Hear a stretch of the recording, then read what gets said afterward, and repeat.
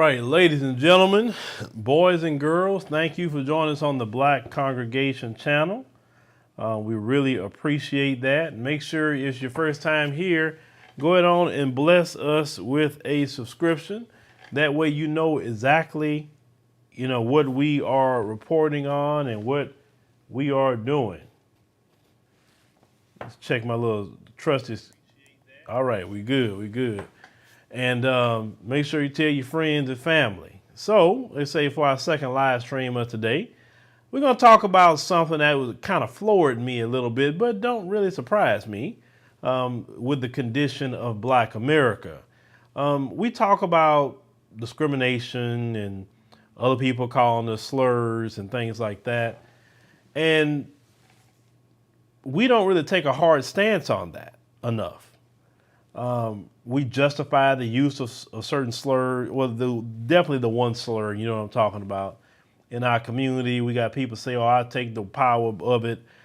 We take that back. It's our word, it's this and that and the third, but yet that word didn't originate from us.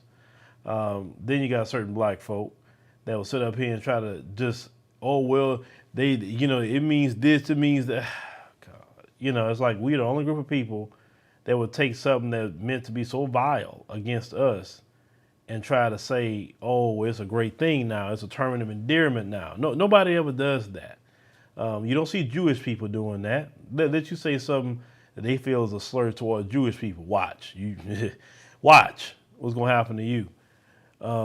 If you say something like that about Arabs, if you say something like that about whoever, Asian people, whoever, no one says another name that you call them as a term of endearment.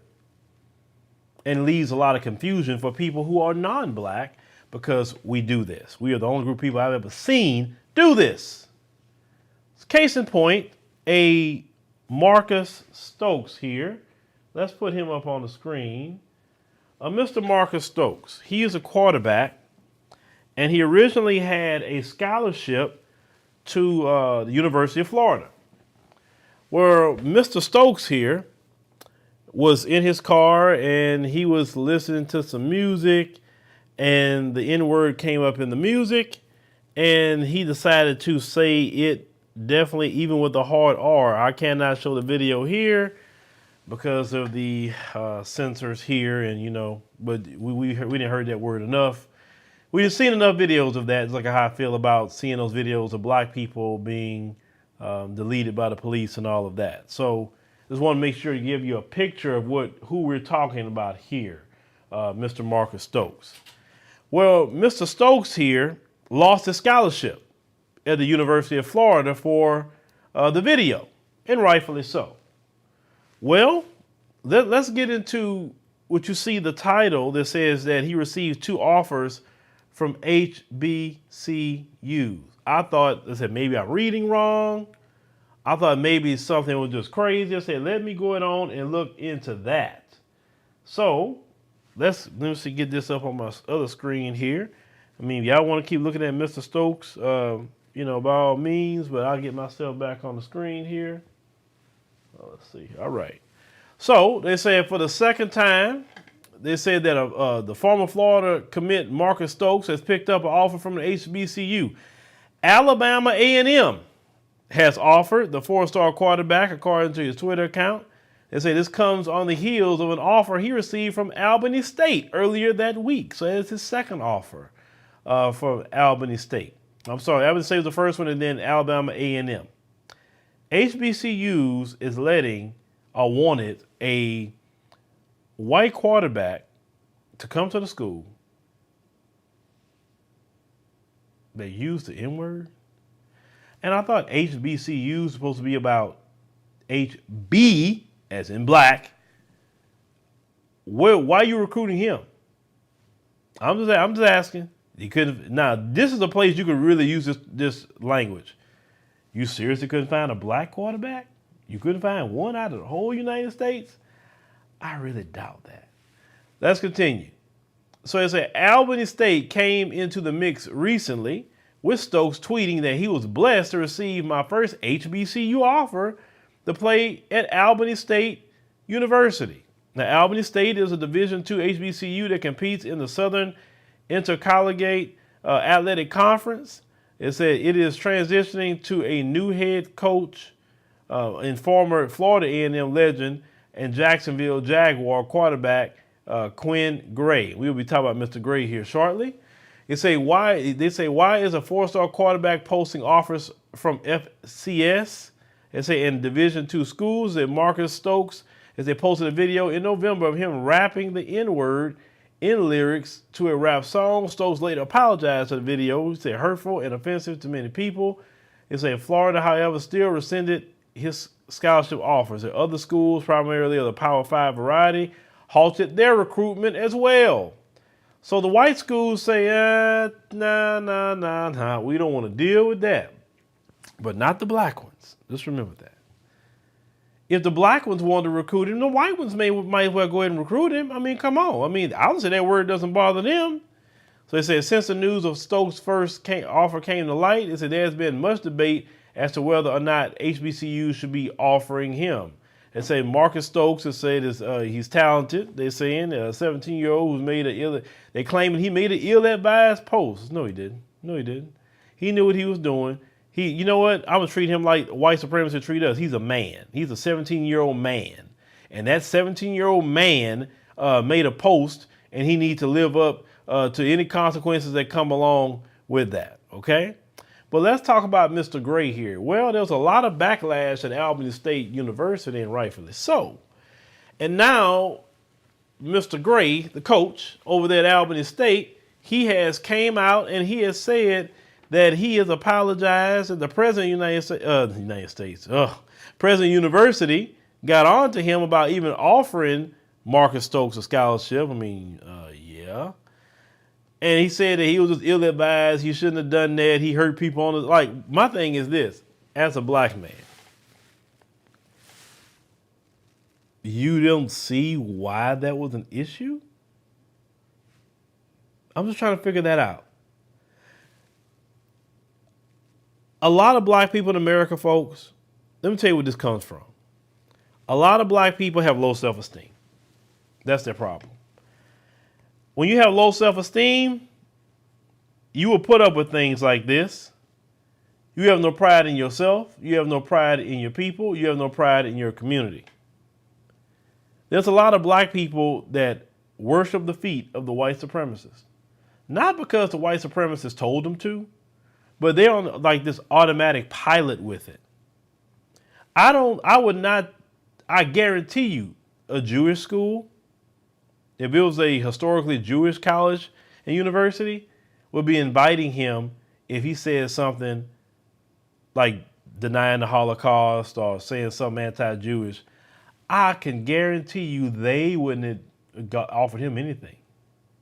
Because you know why? Because Jewish people respect themselves. That's why. And I don't fault them for that. Do you think Arabs, if it was their university, they would have offered him something? Let's say if he said something against the Prophet Muhammad. Let's say that much. Even their religion, right? Do you seriously think they'll be offering him something to come to their school? And he spoke ill against the Prophet Muhammad? Do you think Hispanics would have gave him a scholarship? And he called them all kind of, Hispanic slurs. No, Asians wouldn't have did it either. Only black folk. Only black folk.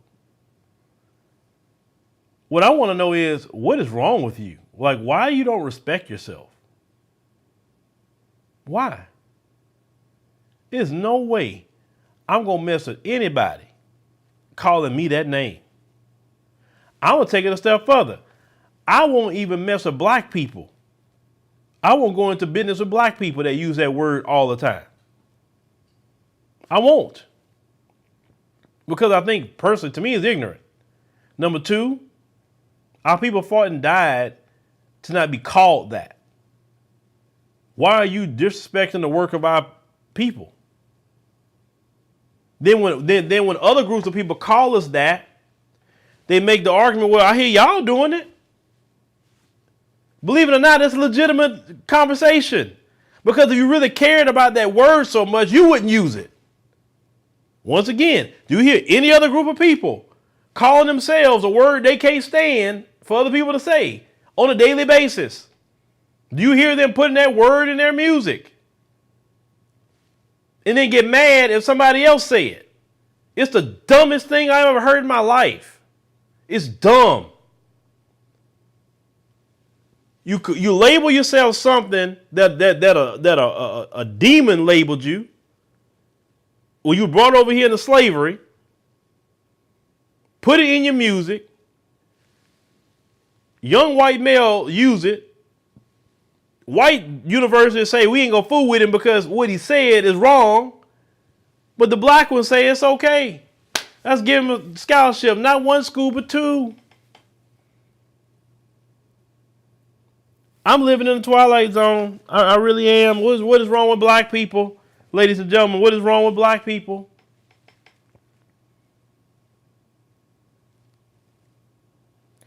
Yes, who's that? Danielle down there at the bottom. HBCUs, yes, they sold out a long time. Well, the problem with HBCUs is not the school itself. A school is a school, an institution. The problem with HBCUs, and even with the Bethune-Cookman situation with Ed Reed, right?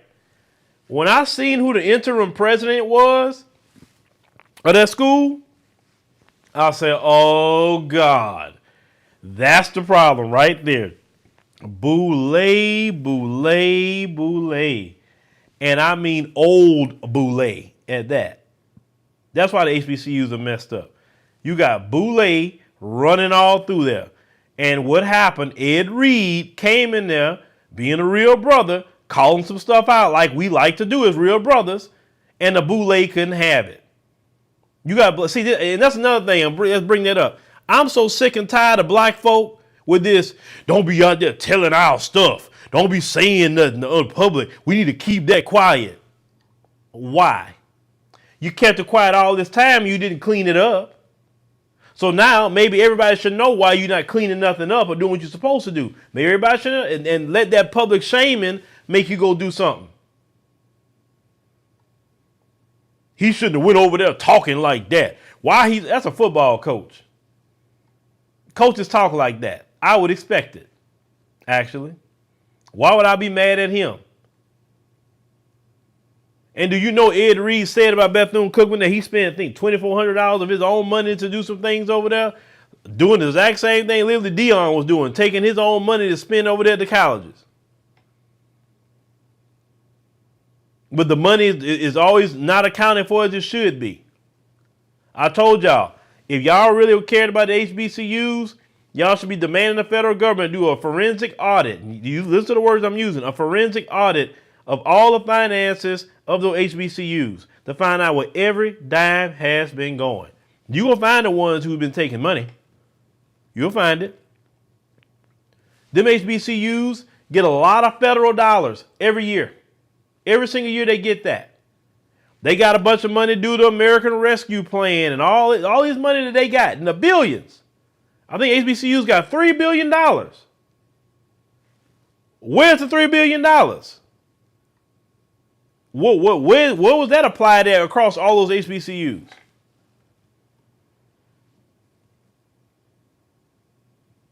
You don't want nobody to call nothing out about these HBCUs. I think you do need more Ed Reeds out there to call out these HBCUs. And because the way the Boule and it's Boule Democrat too, all running through there. I'm so sick and tired of our children not having the best when they could have the best. That they got to go to PWIs to have something nice. And it's our kids that's bringing a lot of money into those PWIs. When they should be bringing all that money to the HBCUs. But you remember when Deion Sanders called out Jackson State, he said, wait a minute. He said, we had this many people in the stands. That means X amount of dollars should have been there, the tickets, but half of the money wasn't there. He was like, where the money at? He was calling them out too. But Deion was a little bit more tact with it. Ed was like, man, forget it. He's going to go ahead on just cuss people out. This is why a lot of black people, much as they want to, don't support the HBCUs as we all should. is because you got too much Boule running through there. I told you a long time ago, the Boule is the enemy of Black America. Because they are the ones, they are the Stevens from Django Unchained. Them right there. They'll get up there with them folks selling us down the river so they can get a little check. They don't care about the kids of our community. And if I had been a president at a university and I would have heard that my football coach offered a white male a scholarship that said the N-word about black people, he'd have been fired that day. I'm very cutthroat when it comes to operation. I'm saying, man, it's not, listen, the white universities wouldn't mess with him. And you mean to tell me you offered him a scholarship? I would have had to ask him, what ran through your mind at that moment? Like that, like, so basically they can call you that word and that's cool. Well, what about all the other students? How would they feel about him walking around on campus and he talks that way? Oh yeah, he would have had to go. He would have had to go. He would have had to go. Danielle, you said that's why you don't donate to the alumni fund at all, but because of how they are. Oh yeah, a lot of yes, a lot of them HBCU. Oh yeah, the Mzungus are tied in with that. Oh yes. Let me tell y'all something.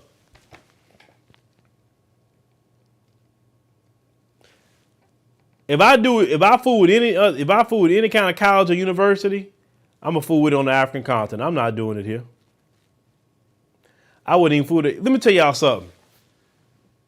If an HBCU won't mess with you, let me tell you how I found out about the Boule being in the HBCUs. Let me tell you how I really found out. So, years ago, we went to Bethune-Cookman, right? We did some filming. I met some good people, though, over there at Bethune-Cookman, right? Went around the school, XYZ, cool. But that's when I was talking to one of the brothers that worked there. And I say, well, what's the deal with the school, man? I said, he was just breaking it down and said, man, we got a lot of, this exact words he used, old people up there. They don't know nothing about, this technology. They know nothing about, like just moving forward for the future. He said they don't want to do nothing. They just want to be stuck in their ways and holding these kids back. And it was like a young brother, there was a teacher telling me this. And then when there's been times we have reached out to the HBCUs and say, hey, why don't we do like a tour? And like we go to the HBCUs, film them, like post about the HBCUs, like promote them. And you get to try to talk to these people. They're unorganized. They don't really want to. And I was even saying, well, look, we can just work a deal out, like, we can do that. And like I said, I'm not going to try to hit y'all over the head. I just want to just make sure that we can highlight the HBCUs. That's what I said at the time. And no. I mean, who would not take advantage of something like that? I'll even foot the majority of the bill. I wasn't asking them to. I'm just saying, hey, can we just work something out, right? No, that's not what they wanted to do. You notice they don't advertise with nobody? You notice that? They don't advertise with no black platforms, really. And if they do choose to do something, it's going to be on a white network. Think about that. The only reason that people talk about Jackson State is because Dion and what he brought, and then who had to go there? ESPN. They could have been had coverage a long time ago, Jackson State, even without Dion, but they don't think like that, not whatsoever. Those kids want to go to an HBCU, and I know they say they rather be there than these PWIs, but come on, I mean, like you got facilities where kids are having rodents and all kinds of things which should not be happening for our kids. But our people have no self-esteem. They have no self-esteem. Low self-esteem about themselves. And it shows. And I used to be the main one say, I want my kids to go to HBCU, HBCU. And I still kind of feel that way to a point. But I don't want my child going to HBCU and a Boule running it. Or what about that Winston-Salem University where the young girl, you remember that story? Where the teacher was saying something to her and disrespected her and the girl was defending herself and she called the police and it was a white police show up. And I'm like, what? I say, this is what we doing at HBCUs? Matter of fact, what HBCU to me supposed to be black on black on black on black on black. That's how I feel about it. Black teachers, black administrators, black janitors, black maintenance man, black everything. Everything black. Then you had another school, HBCU, where you had another white teacher going off on a black student. It wasn't Winston-Salem, it was another one. I said, so y'all hiring all these white teachers and they're doing what they normally would do with black people. So it's not surprising in the HBCU. Y'all should have just kept Rachel Dolezal. Y'all should have kept her. Rachel Dolezal act more. I guess she more black than some of them over there, right? I never heard no complaints on her.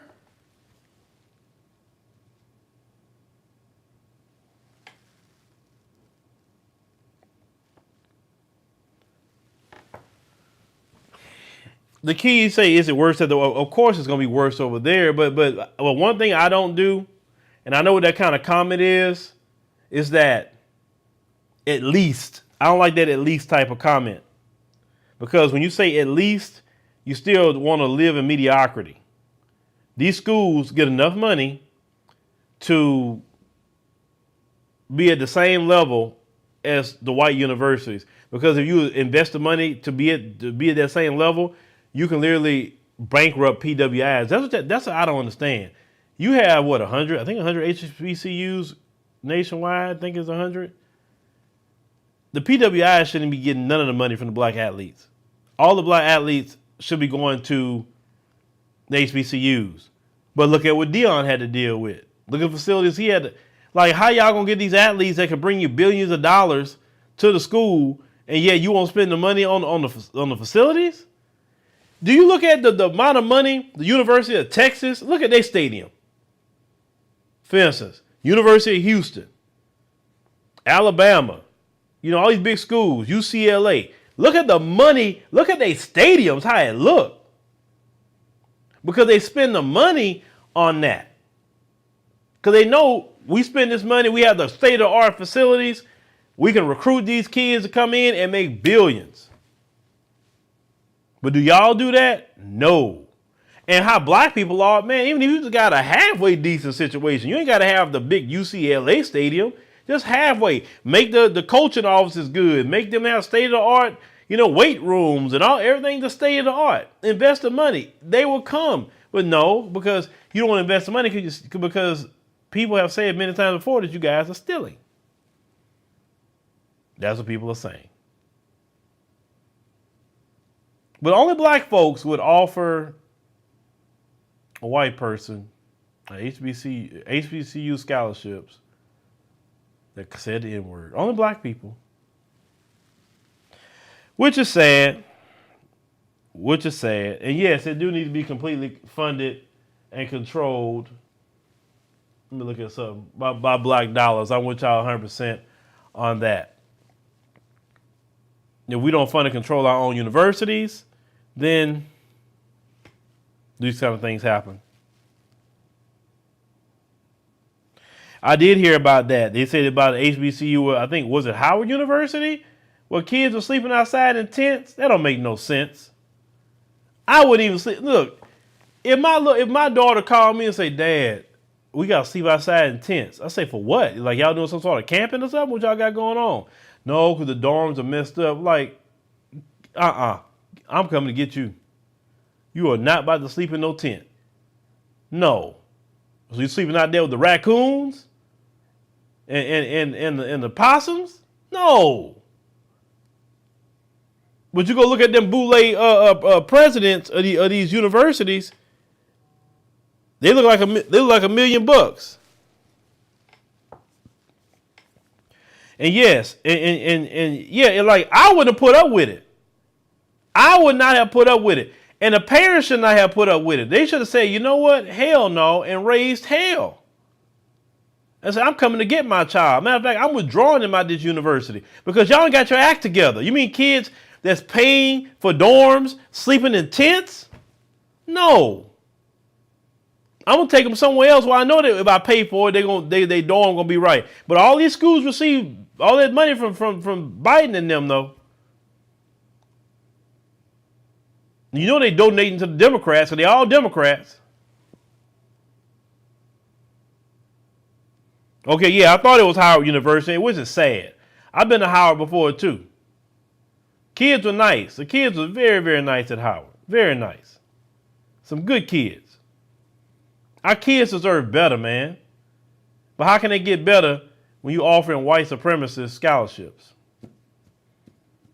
How? We don't treat our kids right in our community. You wonder why they don't respect us. How would black kids respect the adults when you don't provide anything for them? You got kids sleeping in tents, but you're supposed to be respecting you? No, people respect you when you provide something.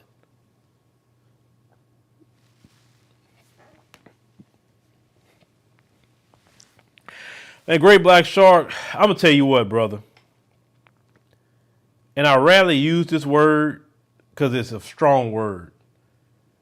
But I loathe and hate the Boule. All of them. For what they do to our people. Matter of fact, I'll say this. The Boule to me is worse than racist, than white supremacists to me. Because the white supremacists, at least they're not stupid enough to put a bunch of black kids in tents outside. At least they're that smart. I can't stand that Boule, man. I can't stand them. And you can see them. I mean, if you notice, they got a look about them, too. Have you noticed that? Male or female, they all got a look about them. You can tell. I know I'm not the only one that can see it. They all got a certain look about them. All of them. It's like Boule be on them the moment they open their mouth. You look at them a little bit like, oh, man, you Boule. You ain't got to tell me nothing. I'm going to tell you this much. You can get mad when I'm about to say it, because I know some of you will get mad. If you tell me something about any kind of fraternity, male or female, I'm looking at you sideways immediately. I'm looking at you sideways. Because fraternities is Boule. And Boule is no good for black people. You need to be black, not Boule. I guess they say I'm not black, I'm Boule, right?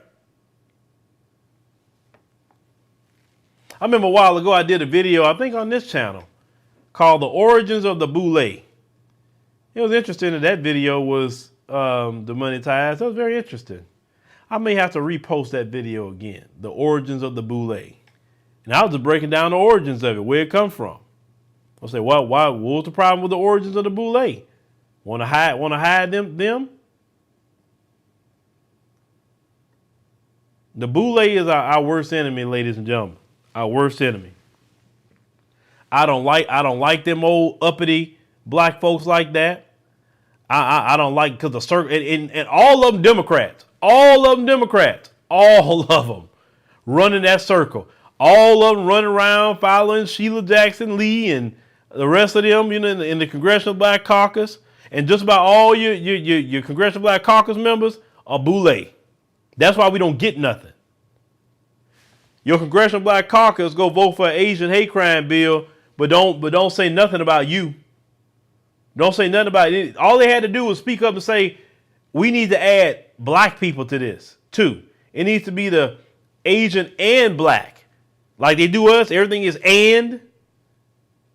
But notice they didn't do that. Because matter of fact, if they had added us to that bill would have been dead. Even with everybody wanting to vote on it. They could have added us to that bill. If we had a real Congressional Black Caucus, they would have said either add black people to that bill or we all voting no. Because you won't add black people. Because black people suffer the most hate crimes in this country, according to the FBI. It's proven statistics of that. And you won't add black people to this? No, I'm not. We are not voting for that. Nope. We all saying no. And we're going to say no because of racism. Because you want to add one group and not the other?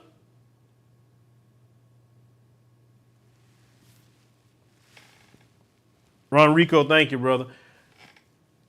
If we had a real Congressional Black Caucus, but we don't have that. We have a Congressional Boule Caucus. That's what we have. Congressional Boule Caucus. We don't have a black one. Remember, I said it here first. They say, I'm not black, I'm Boule. And a Boule member is just a lackey for white supremacy.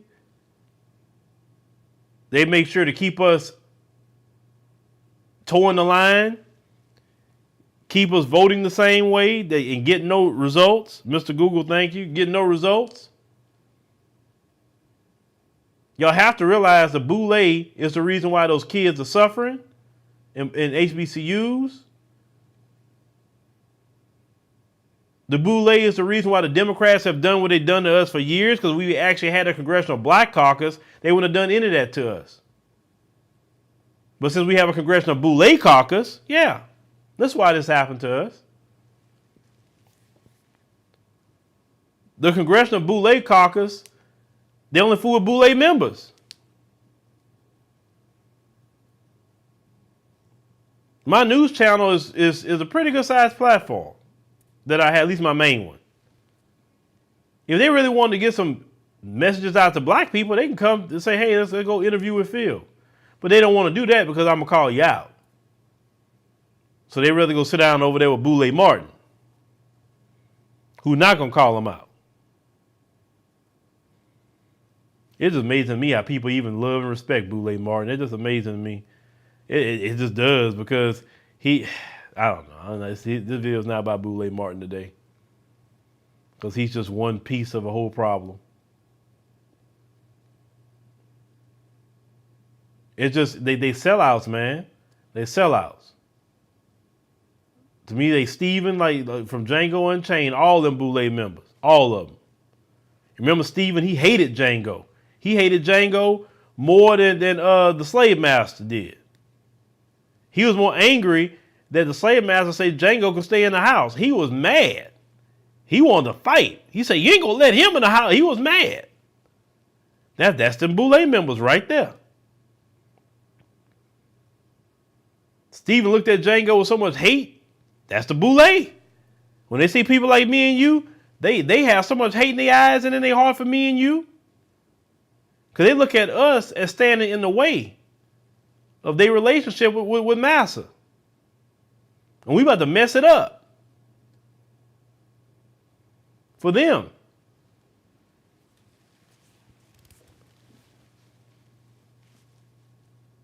Me, I kind of laugh at them. You know, when I see them, you know, them uppity black folk, I just kind of laugh at them. I laugh at them because I'm like, I pity them, actually. I was like, you really think you something, aren't you? You really think you something? You really think you better than the rest of us? You know what you are in America, right? And you still haven't figured that out? But when them folks get a wake-up call, them Boule members, I'm not going to defend you. I'm just going to laugh at you and say, see, that's what you get. I say, you sit up there saying you Boule and you're not black, huh? Okay. You sit up there at all the luncheons with the Democrats, right? These Boule members be at these luncheons with the Democrats and notice nothing comes out of these luncheons but a full belly. You always at a luncheon. This organization, that organization. And notice they not bringing no young people into these organizations unless they have just really brainwashed them, because they got some young people that's out there brainwashed too.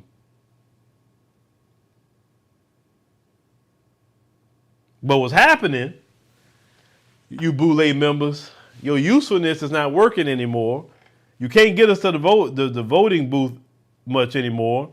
2024, the Democrats got a problem with black men. I love it. And then y'all told Kamala to go out there and try to reach out to young black men, from what I read. That's not going to work. Young black men isn't your problem. It's the Gen X black men that's your problem. Be on with you. A big problem for you. Some millennial black men is your problem. Because you come to us, we're going to tell you what you need to do to get us back. And you ain't willing to do that. So that's fine. I want to see all y'all lose. Because you know what? I'm all about one issue, two issue voting at this point in the game if I vote for anything. Period. And it's sad what I'm about to say. The Republicans actually have more things that I'm concerned about than y'all. Y'all concerned about drag queens reading to children. That's something that's not nothing I can get down with. The Democrat Party is a party of degeneracy. Can't get down with that.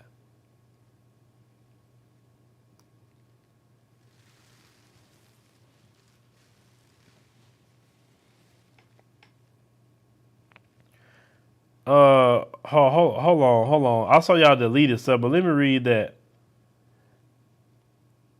You say that makes no sense.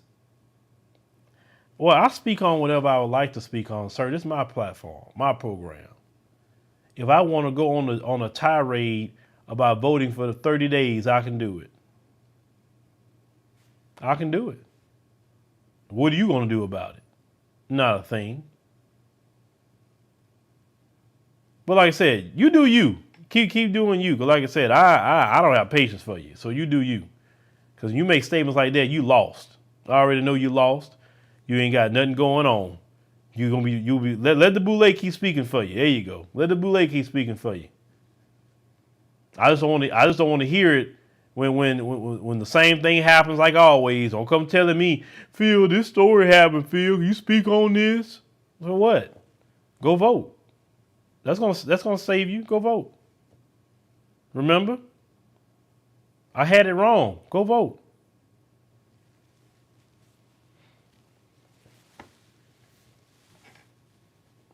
What happened to the brother Tyree Nichols? Just go vote. That'll solve the problem. Go vote. But you voted when it happened to George Floyd, and yet Tyree Nichols happened. Sound like your voting not working. But what do I know? I've just been covering the news for the past 11 years. And y'all voted and voted and voted and voted and voted and voted again. And guess what? Everything stays the same. It has gotten perpetually worse. But you are voting.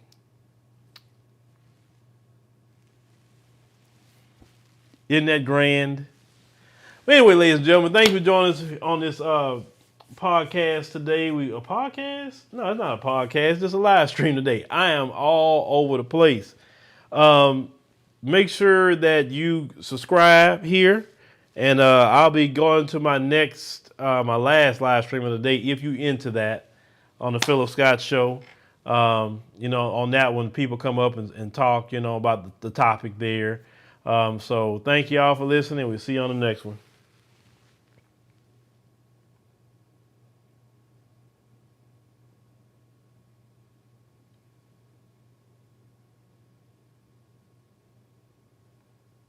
Okay, what is going on here?